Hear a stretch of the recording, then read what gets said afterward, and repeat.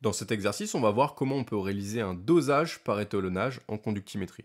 Pour rappel, un dosage, ça consiste à déduire la concentration d'une solution inconnue. Première question, on nous demande de rappeler et d'expliquer la loi de Colrush, qui est la loi qu'on utilise en conductimétrie. Cette loi, elle nous dit que la conductivité d'une solution aqueuse va dépendre de la concentration de l'espèce considérée. Cette espèce, ça doit être un électrolyte. Les électrolytes, ce sont des composés ioniques qui peuvent libérer un cation ou un anion lorsqu'ils se dissolvent avec l'eau. Autrement dit, les électrolytes, ce sont des composés ioniques qui vont pouvoir créer des ions, positifs ou négatifs, lorsqu'ils sont dissous dans l'eau. La loi de Colrush, elle nous donne une relation de proportionnalité entre la conductivité et la concentration. La conductivité, on la note par la lettre sigma, et c'est égal à sigma est égal à K fois la concentration C. Cette loi, elle n'est applicable que pour des concentrations pas trop élevées, en général de l'ordre de 0,05 mol par litre maximum. C'est un ordre de grandeur, la valeur n'est pas exacte, ça peut être un petit peu plus ou un petit peu moins.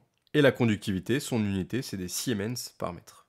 Pour tracer la courbe d'étalonnage, on va devoir utiliser un jeu de données. Ce jeu de données, il te sera la plupart du temps fourni, ou alors on te l'aura fait calculer au préalable. Ça va se présenter sous forme d'un tableau, donc un tableau à deux entrées, deux lignes. Première ligne, on va avoir la concentration en mol par litre, ou un multiple de mol par litre. Donc moi ici, ce sera des millimoles par litre. Et la deuxième ligne, on va avoir la conductivité en Siemens mètre-1, ou également en multiple de Siemens mètre-1. Ça peut être des millisiemens, ça peut être des Siemens par centimètre, des millisiemens par centimètre. Bref, t'as compris, on peut vraiment faire une multitude d'unités différentes en partant du multiple Siemens par mètre. Pour faire cet exercice correctement, on va donc devoir tracer deux axes. Un axe vertical sur lequel on va reporter les conductivités, et un axe horizontal sur lequel on va venir reporter cette fois-ci les concentrations. Ici, il y a deux choix. Soit on t'a imposé l'échelle quelque part, dans ce cas-là, t'as pas le choix, tu utilises cette échelle.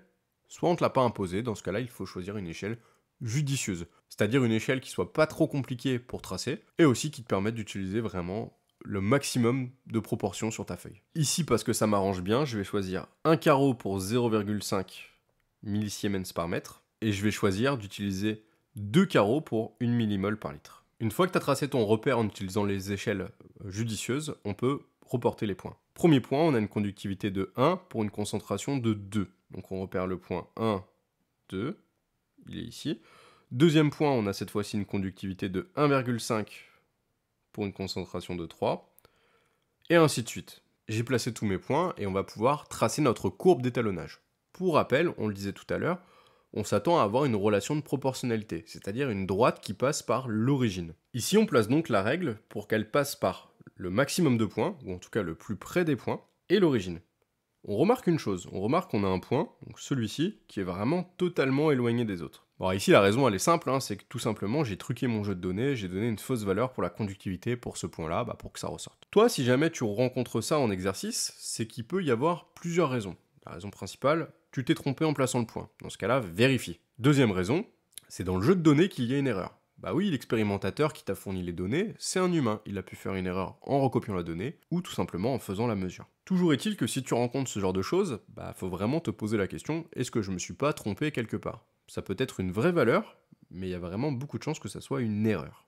Donc ici, puisque c'est une erreur, on va tout simplement l'enlever. C'est une fausse valeur. Deuxième petite remarque, ici, moi j'ai utilisé un jeu de données parfait, c'est-à-dire qu'ils collent tous, ils sont tous parfaitement sur la droite. Dans la réalité, on aurait des points un peu au-dessus, un peu en dessous, et si jamais tu utilises un outil informatique, par exemple un tableur Excel, cet outil va tracer la droite qui passe au plus près de tous les points, avec ce qu'on appelle la méthode des moindres carrés. Et si jamais tu fais ça à la main, c'est à toi de le faire le plus proprement possible en respectant toutes les conditions qu'on a énoncées jusque-là, c'est-à-dire que ça doit passer par l'origine et être au plus près de tous les points de ton jeu de données. Troisième question, on peut en déduire la concentration de la solution inconnue. Solution inconnue dont on aura au préalable mesuré la conductivité. Ici, imaginons que la conductivité de notre solution, c'est 3,5 millisiemens par mètre. Pour en déduire la concentration, on utilise la courbe d'étalonnage, on reporte le 3,5 millisiemens, donc qui est ici sur notre courbe d'étalonnage.